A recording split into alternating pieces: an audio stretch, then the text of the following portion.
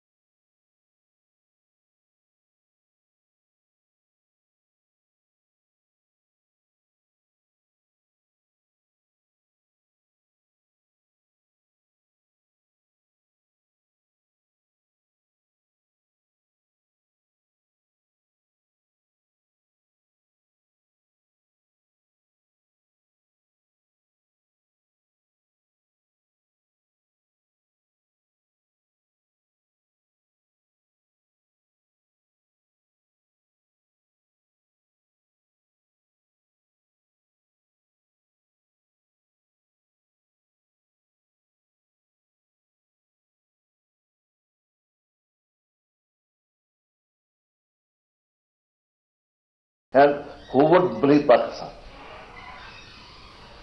Well, you know, Dr. Kalia, what I find that it's in this letter which they have written to you, they say we will continue to put up the matter with Pakistan, etc., which I think is ridiculous, because Pakistan has never acknowledged at all any role in what happened to your son.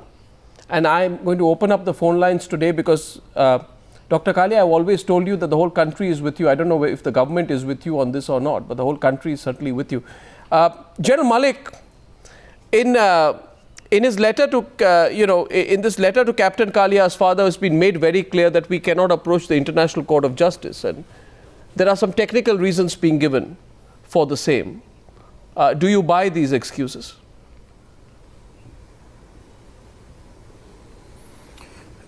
You know, look, first let me explain to you what the army did or could have done at that time.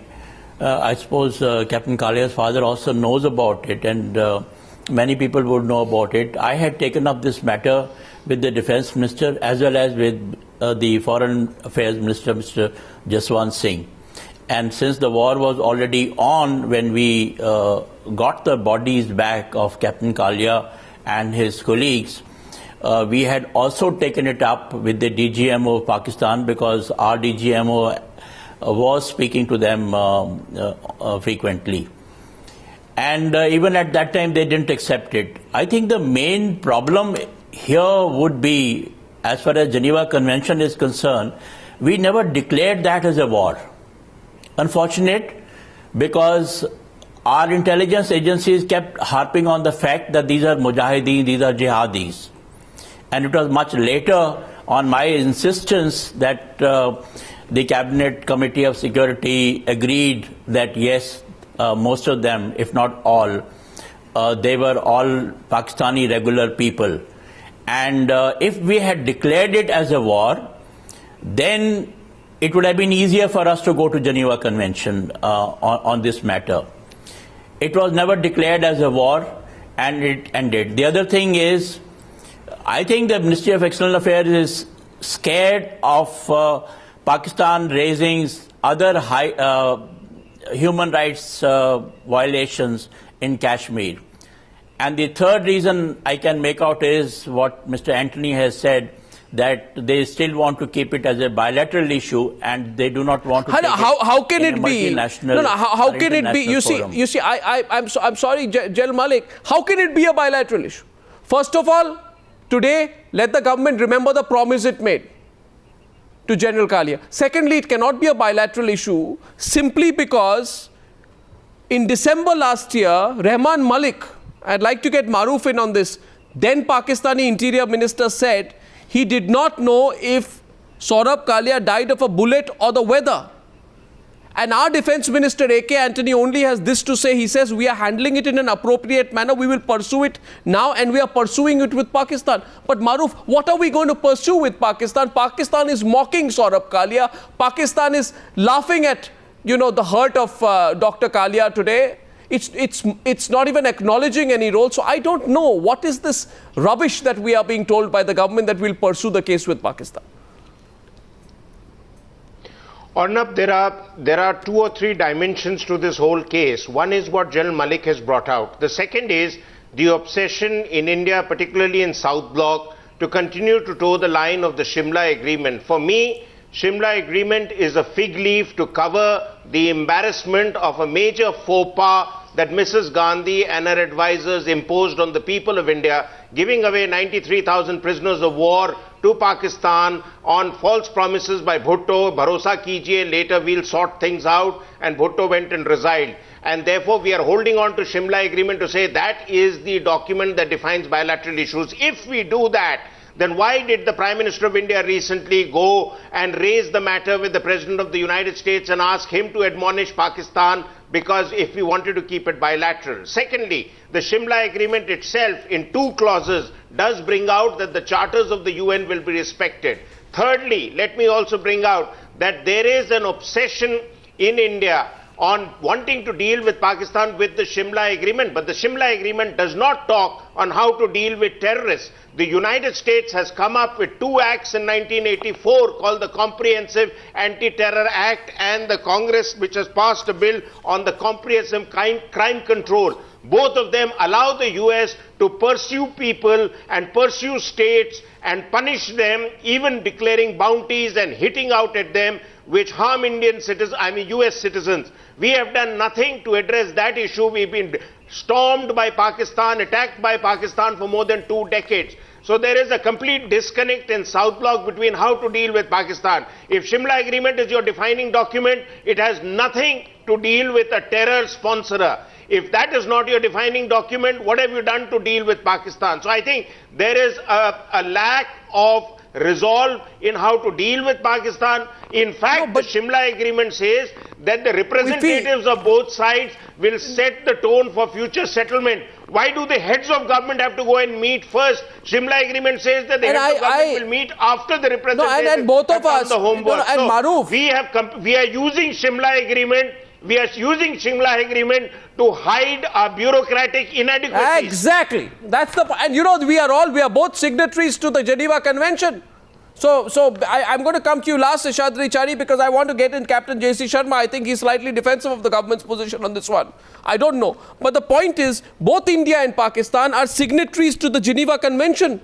Does that not count for anything? And by the way, Mr. Sharma, India has a strong case. It's not just post-mortem reports. In fact, a Pakistani soldier has in July 2013 confessed to killing Saurabh Kalia. So we are sitting on all this evidence, but we are not taking on the Pakistanis. So there must be some other reason which the government is not divulging. What do you think, Mr. Sharma? No, well, I wouldn't know what the government's reasons are, but one thing is very clear, that the entire Pakistani mindset towards respecting the soldiers of the other army is completely different than that of the Indian army or any army of a respectable country. Having taken part in the 71 war, I can tell you that their method of dealing, their part of their training is jihad is a word right from school textbook to the training. Now, you're dealing with people who have nothing like we start with as gentlemen cadets, and they don't believe in anything like gentlemanly behavior. So once we have categorical proof, we have all seen the video on several channels of this Pakistani Naik describing how they killed Captain Saurabh Kalia. General Musharraf himself has stated that he had crossed the line and spent a night in the Indian side of Kashmir. They are living with lies. No, but we are letting them, you see. We are letting them, Our government Captain. successively have shown lack of resolve in dealing with the instances of terrorism. What about us? Why keep blaming the Pakistanis? Let's look at us. How does it reflect, Seshadri Chari, and after this I will open up to phone calls. How does it reflect today on the Indian government when Dr. Kalia, who is live with us from Palampur, Saurabh Kalia's father, he has to appeal to a United Kingdom-based human rights activist to submit evidence to bring the perpetrators to justice?